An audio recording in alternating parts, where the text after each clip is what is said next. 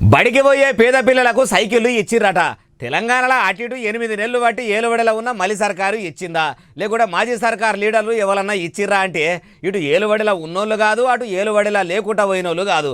మరి ఎవలే బాలన్నా అంటారా? డైరెక్ట్ చూపిస్తా పాండ్రి.